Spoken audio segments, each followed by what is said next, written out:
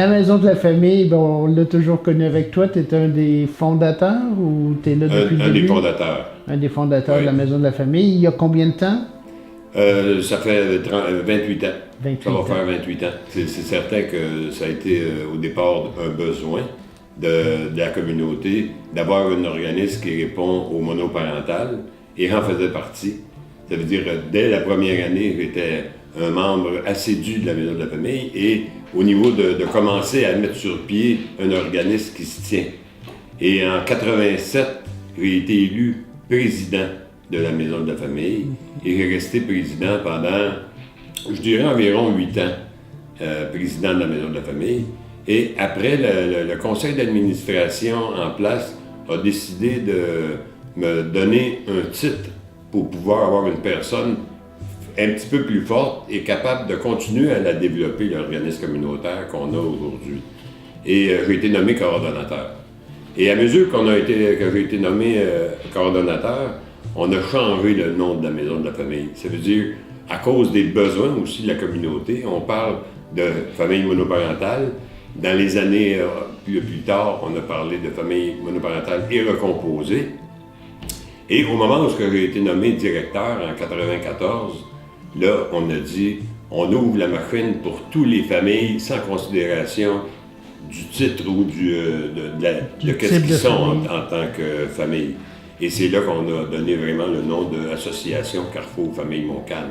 Fait que le temps que je vous parle, on est parti du pavillon des Jardins, on a passé par le centre d'entraide familiale Saint-Lin, où on a eu pignon sur rue, le motel industriel à côté ici, une partie de travail au presbytère, et à ce moment-là, on a fait l'acquisition, l'achat de la bâtisse qu'il y a ici, en 99. Et en 2004, on s'est déjà rendu compte que c'était trop petit. Fait qu'on a agrandi la Maison de la Famille de 1500 pieds carrés. Et moi, j'en suis bien content.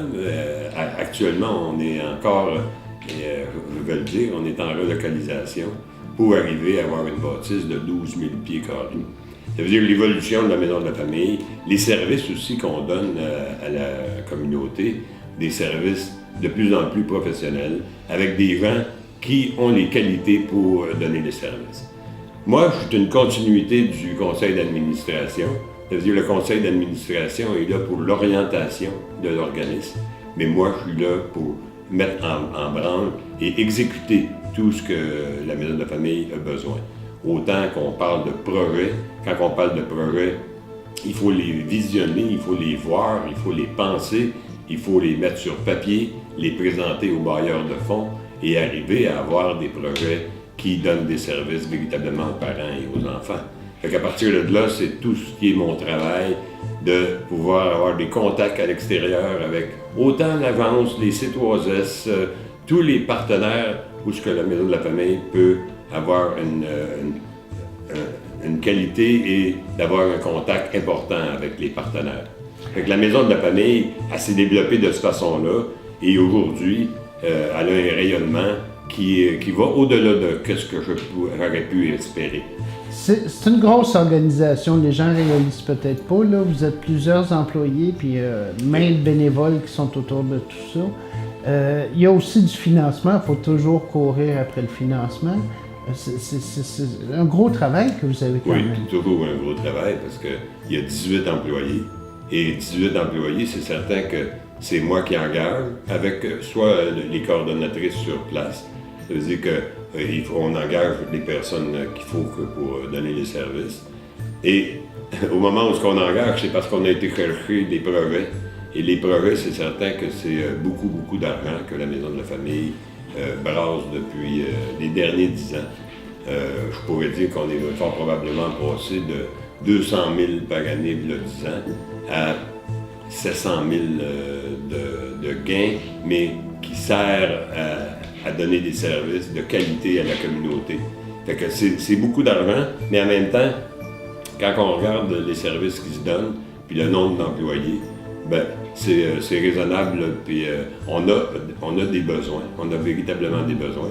Quand je parle de la communauté de Montcalm, je dis, on parle du langage qui est de plus en plus important pour que nos jeunes puissent rentrer à l'école et d'avoir toutes les qualités pour vraiment avancer dans les années scolaires. Fait que ça, c'est un de nos rôles, puis on s'en acquitte parfaitement. Mais c'est tout ça mis ensemble qui fait que l'organisme continue à se développer. On est toujours à l'affût de voir des nouveaux projets. Je vais vous emmener un exemple, le répit. Hein, on a commencé ici à faire du répit pour les jeunes enfants et actuellement, on a une demande qui est pas croyable. Ça vient du CLSC, ça vient des centres jeunesse, ça vient directement aussi des parents qui, des fois, sont débordés complètement et qui disent, s'il vous plaît, est-ce que vous pourriez nous donner du répit? Bien, la Maison de la famille, actuellement, est en train de travailler sur un projet bien distinct qui va être du répit. Et dans un an, 6 mois, on est en train de le mettre sur pied. C'est juste pour dire, c'est que ce programme-là va donner un service aux enfants, une aide aux parents, et en même temps, on va aller voir des bailleurs de fonds qui vont pouvoir nous le financer. C'est de cette façon-là qu'on travaille. Fait que depuis le début, vous l'avez prouvé à maintes reprises, tous les projets proviennent des besoins des familles. Absolument, oui. Et on va vous emmener un autre exemple qui est bien important. Mettons un exemple, durant la journée, ici, il peut rentrer des fois des 35-40 téléphones. Hein? Et ils sont tous identifiés sur un papier. Et de voir, au bout du mois, c'est quoi les téléphones qui a été demandé?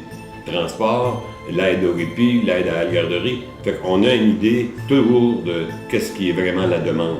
Si c'est une problématique de Texico, on le sait, parce que les téléphones ont été dans cette manière-là. Fait qu'on a toujours une sensibilité là, capable de détecter les besoins facilement. Oui, c'est notre façon. Monsieur Henri Thibodeau, chapeau, vous faites un beau travail. On va tout faire pour que vous aider à obtenir votre maison le plus rapidement possible. Puis on va sûrement se revoir dans ces nouveaux locaux à un moment donné. Bien, gros merci. Un gros merci. Je vais en prendre quelques-unes. Puis vous attendez que Mathieu vous dise que c'est arrivé, moi ça va. Ah, c'est la fin.